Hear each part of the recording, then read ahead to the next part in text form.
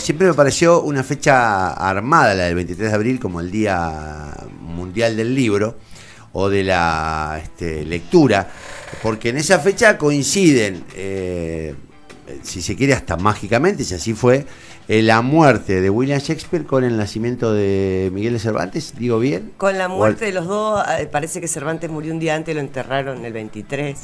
Pero como yo te decía, Connie, son excusas, no importa. Son excusas. La que está hablando conmigo es Claudia Chamudis, que es una referente del mundo cultural santafesino, es escritora, es docente, es magíster en semiótica, es una crack. Y Claudia Chamudis está experimentando una cosa hermosa, que es, se mudó al campo, dice ella, que es en Palme, San Carlos.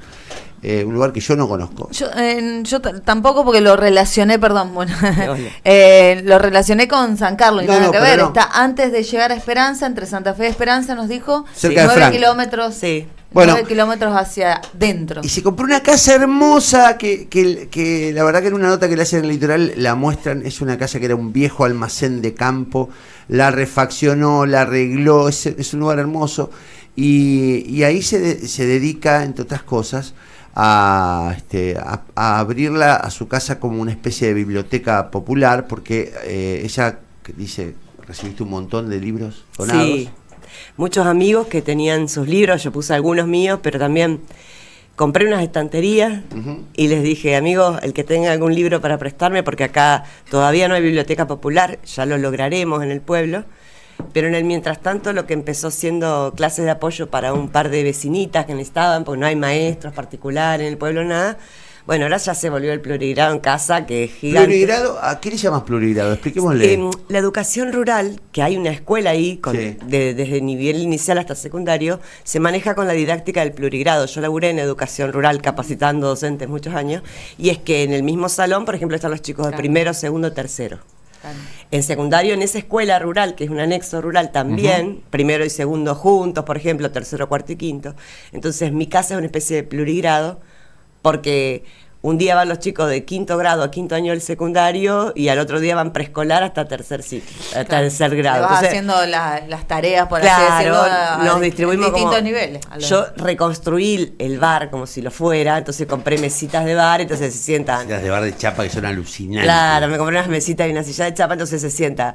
Los que tienen que hacer tarea de lengua de primer año acá, los que tienen que hacer matemática, división por 2 cifras acá. Entonces, bueno, en la dinámica del plurigrado hay mucho trabajo cooperativo. Los que saben un poquito más le enseñan a los otros, el docente va guiando. Entonces, bueno, recreo una especie de plurigrado en mi casa. Y además clavás ahí la espina de, bueno, acá, léete esto. Sí, hay un montón de libros. Tenemos una libretita donde anotamos quién se lleva qué libro. Tipo biblioteca. Claro, y cuando lo devuelven, porque tenemos nuestras reglas de plurigrado, hay que devolver los libros, digo yo. En realidad, si a un pibe le gusta mucho un libro y se lo queda, no importa. Bienvenido sea en esta enamorado. Casa. Ahora yo voy a la pedagógica, que soy socia, y ahí sí. Voy y devuelvo. Lo tenés que devolver porque te llaman. Sí. Ahí. Qué buena idea, Claudia. Hay un gran dilema, un gran debate respecto a si los pibes leen menos o más. Pasan mucho tiempo frente a la pantalla. Es cierto que los pibes leen, pero leen fragmentado, brevemente, en muchos casos resumen. Pero es cierto que el impacto que tiene un libro sobre la cabeza de un pibe es un impacto definitivo.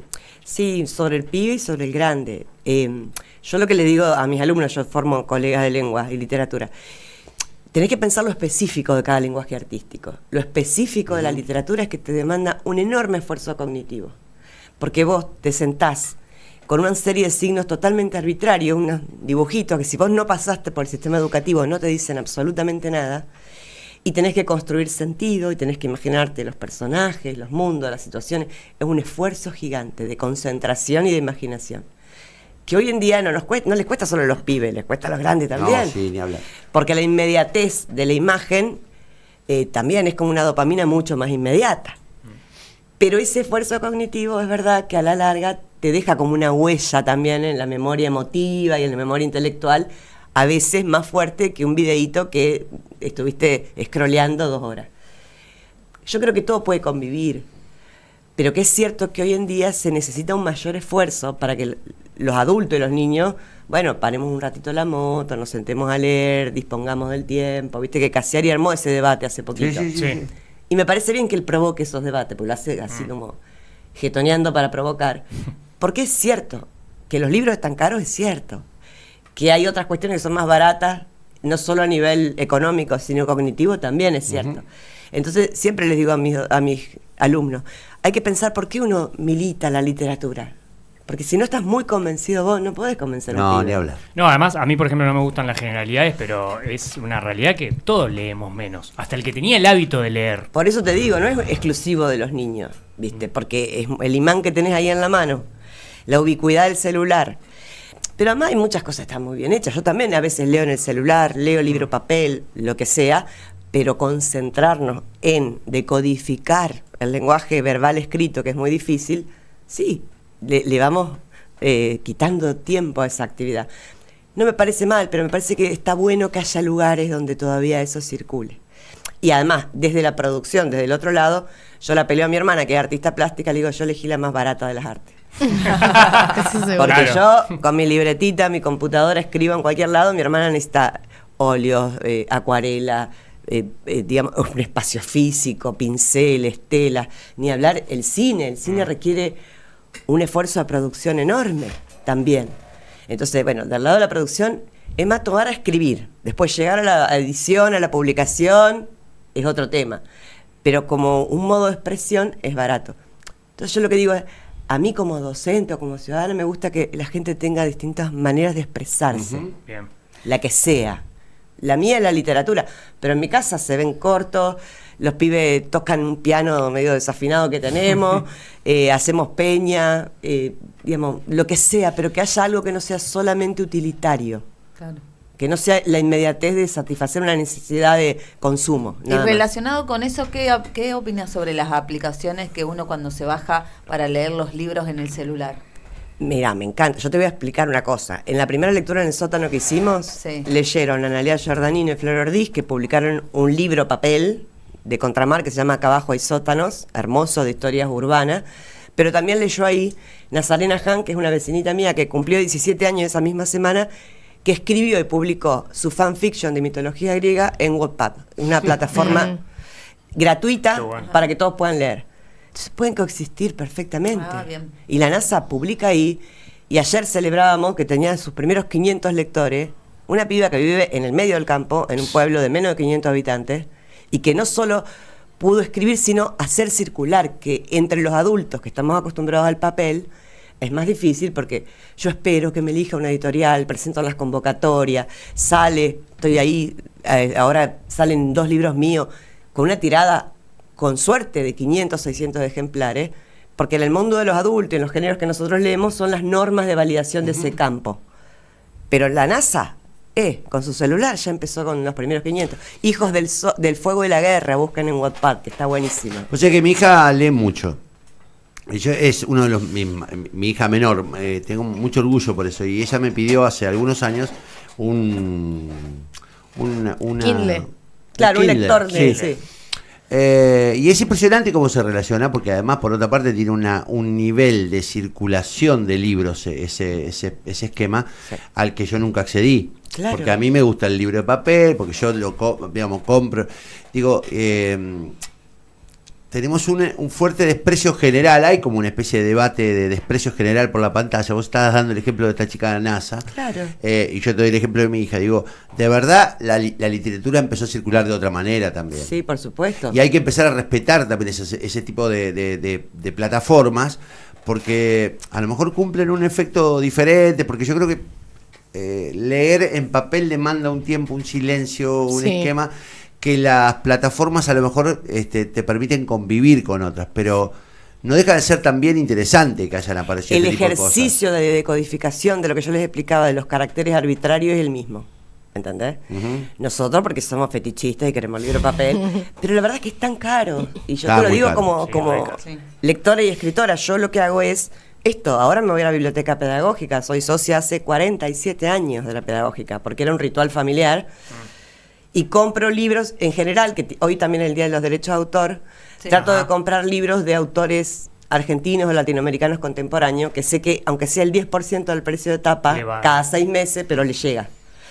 Entonces, bueno, pero porque tengo las necesidades básicas cubiertas, como diría Federico García Lorca, tengo medio paño un libro, ¿me entienden?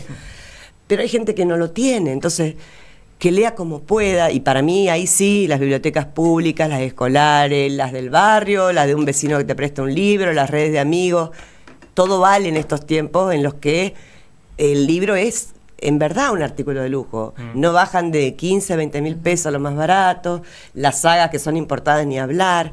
Entonces también tenemos que ser, digamos, entender las condiciones en las que los pibes están creciendo, y por eso hoy, cuando salió la nota, les agradecía a todos mis amigos, me donaron un libro para el plurigrado, porque digo, gracias a ustedes, mis alumnos tienen esta posibilidad de llevar, les encantan los libros Sí, papel, sí. les encantan. Pero bueno, no es un bien al que todos tienen acceso. Sí. Claudia, pensaba, nombrabas rituales Sí. hace un ratito, y pensaba en qué te inspiró para generar un espacio como este en tu casa, con estudiantes. Y yo vengo de la gestión cultural así como muy autogestiva, porque estuve muchos años a cargo de Chavarroma, que también era una casa que era nuestra, que cuando nos mudamos, abrimos y dijimos, bueno, vamos a hacer radio, vamos a hacer centro cultural, que se arman los ciclos de ahí, se hizo el Festival de Literatura, los Chochán, la Jam, de Poesía Elástica. Sí, muchísimo. Ujú. Toma el mate tranqui. Sí, tomo el mate. Y cuando llegué a mi casa dije, bueno, a ver, las casas están para usarse, los espacios para compartirse. Me lleva mucho tiempo, yo la compré muy tapera. Y bueno, qué sé yo, vos ahora vas a ver mis mesitas de chapa impecable, tan detonada, porque pintan, toman la leche. Pero es una casa que se usa. Y además ese almacén era el centro de reunión del pueblo hace 20 años cuando cerró. Claro. Y era una manera también de volverle al pueblo un lugar de encuentro, ¿viste? Pues es que yo hoy abrí el programa hablando de algo que me ocurrió ayer, que tiene que ver con un encuentro con personas que querían juntarse conmigo para charlar. Sí. Charlar. Que tiene que ver con conocerte, digo, no había en el medio nada que tuviera que ver con la transacción. Que eso Ni es el lo que proyecto, hacemos. ni el utilitarismo del que mencionabas vos. Y es increíble como pequeñas cosas, como juntar a un pibe con el libro, reunir a personas, promover el encuentro, de algún modo es la mejor manera de recuperar esta cosa de pérdida de humanidad que estamos sintiendo todos, estamos percibiendo todos, sobre todo después de la pandemia, después de esta explosión de la comunicación virtual.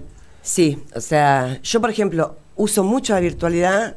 Yo me armé mi propia escuela de escritura creativa en el campo como alumna. Hago 4 talleres de escritura y de lectura, como media adicta a los talleres, porque siempre estudio y siempre lo hago sola con mi celular. Sí. Me conecto con los docentes que quiero. Ahora hago clínica con Gaby Cabezón Cámara, con Dolores Reyes, con Natalia Rosenblum, con Katia Dawi, los mejores, digamos, ¿no?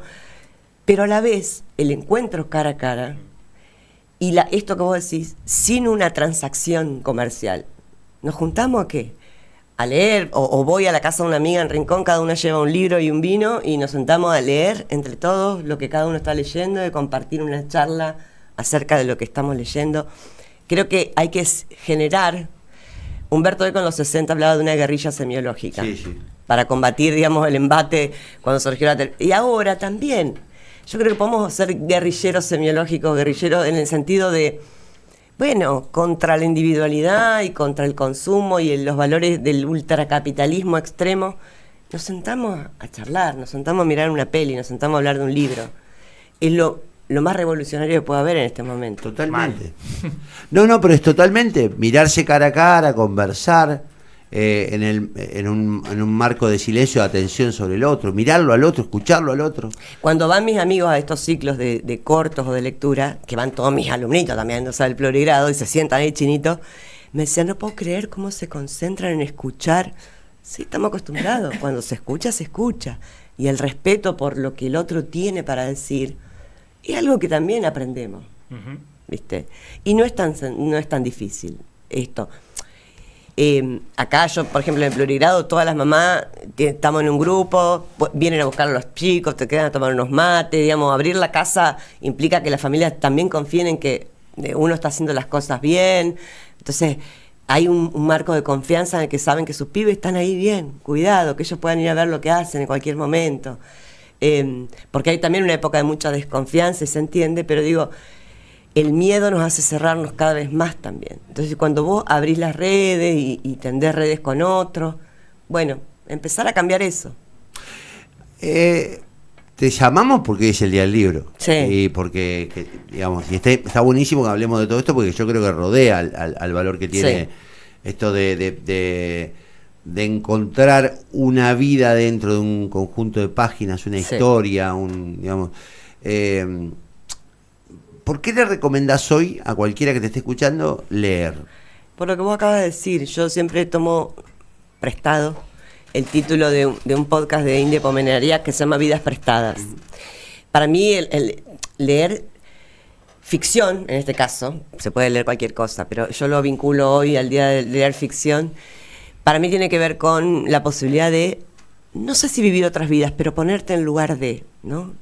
Una empatía que también hace falta desarrollar en este momento. Yo puedo leer ahora un libro de un chico en Colombia que se escapa de su secuestrador y me pongo en el lugar de ese durante un segundo.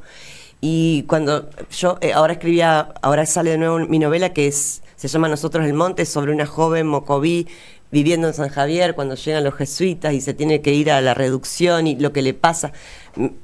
Y el esfuerzo que yo hice en escribir y el esfuerzo que hacen los lectores es tratar de ponerse durante un segundo, suspender la realidad y entrar en otro verosímil, que es el que te propone la literatura, un como si. ¿Qué pasaría si? Y ese valor, también como les decía, como la literatura te pone en suspense, te genera un esfuerzo cognitivo de imaginación, bueno, tu cabeza durante un segundo deja de mirarse el ombligo. Y hoy por hoy también es importante eso. Creo que también un poco se trata de eso. A mí me pasa cuando leo, porque en realidad uno con el teléfono tiende a... Es tan adictivo lo que puede consumir y la cantidad de información que puedes consumir en un minuto es muchísima. Y cuando elijo leer, es como que digo, primero, no quiero aprender nada. O sea, más allá que uno está aprendiendo todo el tiempo, simplemente quiero volarme de otro lado y lograr salirme de este mundo que tan inmediato, tanto, y me obligo un poco, como que me cuesta mucho porque yo trabajo con el teléfono, todo. Y cuando elijo leer, separo el celular, me dejo lejos y me siento a leer, y es el único momento en el que yo puedo abstraerme de la realidad por completo, y esto que decís de vivir como la vida del otro, poder empatizar y ponerse en el lugar del otro, y es maravilloso porque realmente en un momento te das cuenta y pasaron quizás una hora que estás leyendo y pasaron un montón de cosas y lograste vivir esa vida que está viviendo el protagonista o el personaje. Pero eso que vos haces, lo podés compartir cuando lo vivís. Entonces los adultos que sentados con el dedito acusador dicen, mi hijo no lee. Bueno, a ver, sentate vos a leer. Sentate vos a leer. Fíjate qué te pasa. Elegí buenos libros que sean para vos, para este momento, porque no todos los libros son para todos en todos momentos. Total.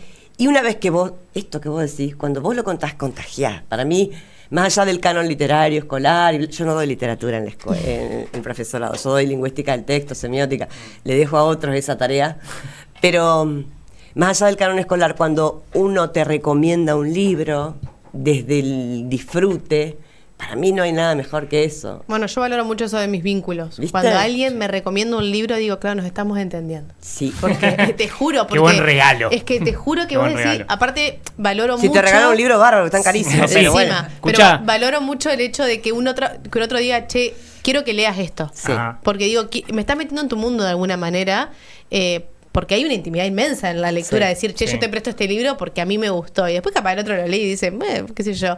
Pero, no sé, aparte yo soy de marcar los libros, eso. Me cuesta mucho prestarlos. Claudia, Pero, bueno.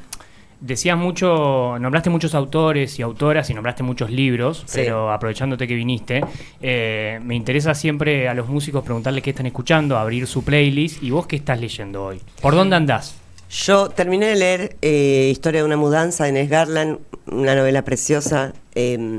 Ahora tengo en la mochila un libro de cuentos de Beauvoir y tengo una novela de Gastón Gori, editado por La Mosca en la Trama, que es una editorial nueva, independiente, que es una novela que un personaje, una especie de Lavaro, un gringo tacaño de Esperanza de esa zona que me tiene muy atrapada también. Siempre tengo 2 o 3 libros leyendo. Eso. Y ahora voy a la pedagógica a renovar un libro de Fernanda Melchor, que es duro, ese me está costando, que yo les decía del niño abusado, Falsa Liebre se llama, Y hay libros que digo, bueno, lo dejé, voy a ver si lo retomo, pido unos días más en la biblioteca, a ver si Sí, tampoco hay que forzarse con los libros, ¿no? Yo hago esto, lo pruebo unos días más. Si veo que es muy duro y que me hace mal, lo devolveré y sacaré otro. Sí, siempre cuento que a mí me costó mucho entrarle, creo que lo intenté 4 veces al Evangelio según Jesucristo de Saramago. Ajá. Me costaba, lo empezaba a leerlo, costaba. Hasta que un día le entré, y cuando le entré Sí, no podía parar de leerlo. Sí, es lindo eso. Y es un libro extraordinario, Sí. y digo, bueno, debe haber seguramente un tiempo para cada uno de nosotros, digamos, tiene que haber un momento, una clave por la que uno termina ingresando. Y hay libros que nunca. Y hay libros a los que no le entras nunca. Salvo que estudié letra, como me pasó a mí, Bueno, que eran sí. lectura obligatoria. Bueno, No sé si tenés hijos. tengo una hija que juega al fútbol con Anita. Mirá. Mirá. Malas compañías. No, te decía que este tema de leer tiene mucho que ver con lo que ves en tu casa también, ¿no? Sí. Yo vengo de una familia de altos lectores, que tiene que ver con esto también, ¿no? Yo cuando digo, che, mi hija lee, claro, siempre mi mujer dice, bueno, porque te vio leer. Y claro, yo vengo de una familia que tenía biblioteca. Sí. Viste que las casas que tienen biblioteca, en mi casa tiene biblioteca, y mi viejo lee todavía todo el tiempo.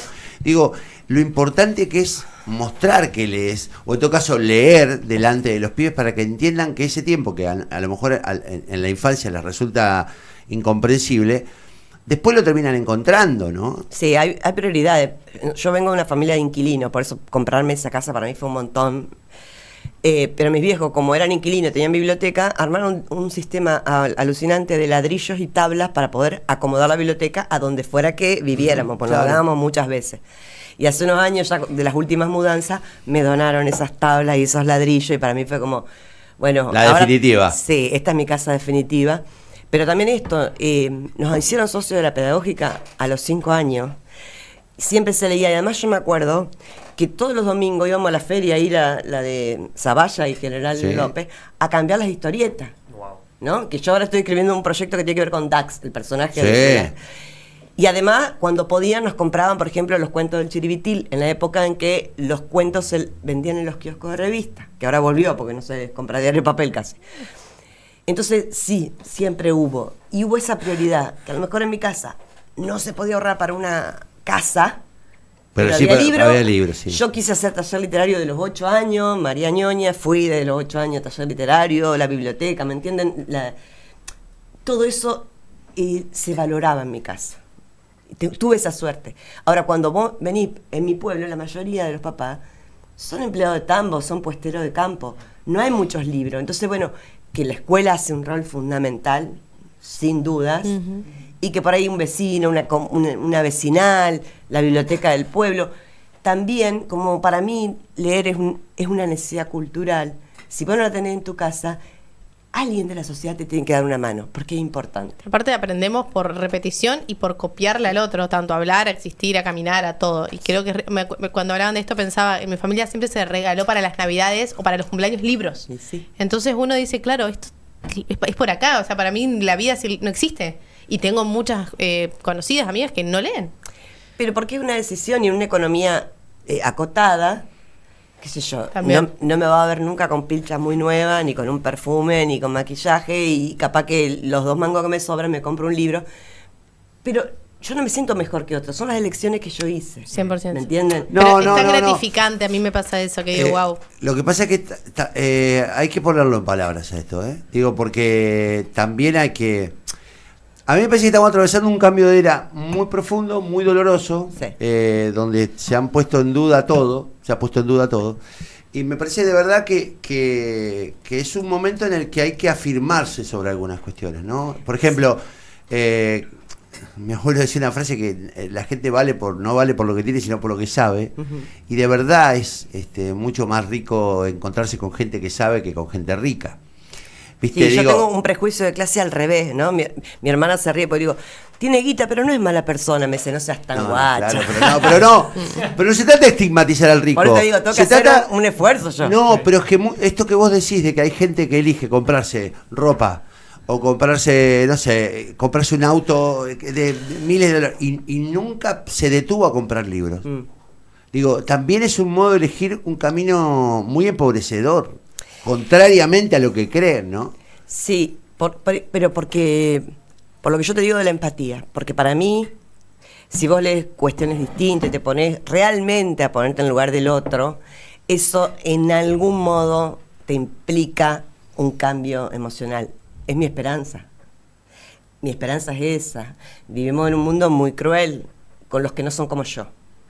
Y las redes y los algoritmos están trabajando para que cada vez vos consumas lo que se parece más a vos. Y estés cada vez más aislado, absolutamente más aislado. ¿Viste? Entonces, bueno, es una época heavy. Por eso, odios. Por eso digo, vos hablabas de la guerrilla, yo digo, tiene que haber un despertar, una resistencia a todo esto, sí. Y que hay que tejerla, y no estoy hablando, digamos, porque enseguida se empieza a hablar de lo ideológico, de lo político, siempre lo terminamos reduciendo a la discusión del patio de casa. Y acá hay una cuestión que está vinculada básicamente a la supervivencia humana. Sí. A la supervivencia humana, digamos, a la necesidad de reafirmarnos como seres humanos, no solamente como consumidores, ¿no? No, yo tengo una expresión que la voy a moderar para la radio. Soy una optimista empedernida. Si no creyera que las cosas pueden mejorar, yo les digo a mis alumnos, no podría ser docente. Sí. Porque ser docente es tener una cuota de esperanza en lo que viene. ¿Me entienden? Yo no soy sepulturera, soy docente, formo para lo que viene. Entonces, bueno, si yo no tuviera una esperanza de que, sería un acto de cinismo total. Viste, los estaría estafando. Yo creo que sí, que las aulas, que los espacios culturales, que las vecinales, que las bibliotecas, que las juntadas con amigos, que las plazas donde se juntan a leer, son espacios donde pequeñísimos cambios, ¿no? Porque yo antes era como más utópica. Bueno, nuestro mundo, un tema personal, ¿no? Mi hija hizo cambio de género hace un par de años. Y cuando empezó a verse todo tan feo, yo entré en pánico. Yo dije, mira, lo que vamos a hacer es, no todo el mundo va a estar de acuerdo con esto, pero nos vamos a ir construyendo un mundo en el que haya espacio para nosotras. Y ese mundo se va ampliando con esto, con los contactos cara a cara, con los equipos de fútbol, con los lugares donde estudia. Bueno, de a poquito ir ampliando ese mundo, porque se viene fiero. Si vos te pones a mirar las redes...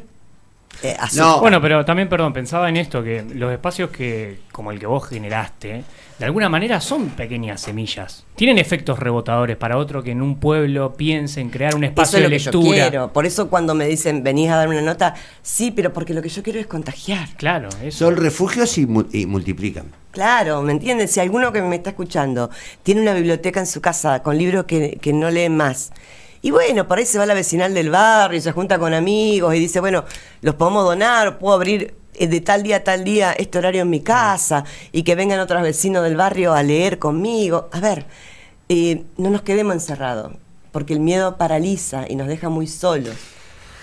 Sí, y además yo estoy leyendo un libro que me está partiendo la cabeza, se llama El Cuarto Giro, que es un libro de un par de norteamericanos, ahora que habla de este final de etapa, del giro final, ¿no? Del giro caótico que va a derivar en una nueva era. Digo, y de verdad, no sé si nosotros o la generación que nos sigue, pero van a parir una era nueva. Y estaría buena que la era nueva tenga muy presente este tema del vínculo, de los vínculos, de esto de la empatía, que no es otra cosa que ponerse en el lugar del otro.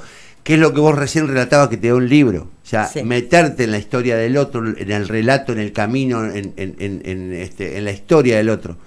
Y a mí me parece que estas cosas hay que hablarlas, porque digo, hay que hablarla. Hay mucha gente que lo está sintiendo también, que siente la angustia de la pérdida de esto, de la soledad, del aislamiento, de esta especie de pluriamistad ficticia, que necesita... encontrar también gente que lo esté planteando. Me parece que el valor de esta charla es ese, digamos. No se trata solamente de leer, se trata de encontrar. Por eso digo, hoy la excusa es el libro. Y yo vengo porque es a lo que me dedico. Pero que el día de la música, el día del teatro, el día del cine, el día de los vecinos, no sé.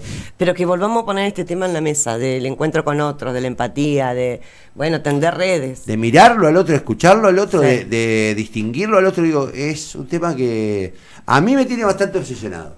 Menos mal. No, sí. Tenemos que ser muchos los obsesionados porque del otro lado esto es muy fuerte.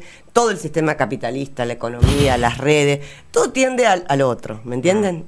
A me siento con mi celular, creo que estoy conectado, hiperconectado, y en realidad estoy más solo. Y estás más solo que Más nunca. solo que nunca. No que un perro, porque los perros en mi pueblo van todos en bandada. No, los perros no están tan No, solo no. como un tipo mirando su pantalla 20 horas. Claudia, gracias por venir. Gracias De a verdad, usted. la idea era hablar del día del libro, pero me parece que tu experiencia en Empalme San Carlos, ¿necesitas una mano con algo? No, si siguen viniendo libros, que vengan a estantería también ponen más lugar. Pero lo que más pido es que se contagien, ¿me entienden? Sí, cómo no. Porque yo tengo mi red de amigos amorosos que me siguen regalando libros. Pero yo creo que hay mucha gente acá, escuchando, que a lo mejor lo que hace, yo puedo hacer algo así. Que necesitan nada, o sea, yo esto lo hago sin un mango y no gano tampoco, les aviso, pero se ganan otras cosas. Entonces, lo que sí me gustaría es que el que tenga alguna mínima posibilidad de idea de que también podría hacer algo así, eso, que lo haga, que se anime, que vale la pena, que se va a rayar una mesa, que por ahí se va a romper algo en la casa de tener 20 pibitos corriendo, pero lo que se gana es un montón. Se llama Claudia Chamullis, es pedagoga, es licenciada en... Profe de letras. Profe de letras. La vieja de lengua. Y no, pero tenés un título más sofisticado. Magíster en Magíster en semiótica. semiótica. Sí. Wow. Qué dolor de cabeza Qué la pesada. semiótica. No seas mala. ¡Eh! Formé muchos años comunicadores sociales con semiótica. Bueno, y tiene una experiencia maravillosa, además de escribir, de publicar y de enseñar. Tiene un emprendimiento que no es un emprendimiento comercial, es un emprendimiento casi del alma, que está en Empalme San Carlos, en el viejo bar del pueblo, donde convirtió en plurigrado eso, que es juntar a los chicos que necesitan asistencia de la escuela de ahí del pueblo, y además lo convirtió en una biblioteca. Nada, la excusa era, pero me parece que la excusa era el día del libro, que soy, pero me parece que la charla estuvo buena porque me parece que fuimos al hueso, a la necesidad de reencontrarnos físicamente, visualmente y volver a encontrarnos con el otro, que es curioso, pero no nos saludamos con los vecinos a veces. Bueno, yo al revés. Yo vengo de un pueblo donde nos saludamos con todos. Llego a Santa Fe y mi hija me dice, basta, no estás mal el pueblo, porque yo me bajo del auto. Hola, hola. Esa costumbre de pueblo me encanta. Esa loca que saluda. Gracias, Claudia. Nos vemos.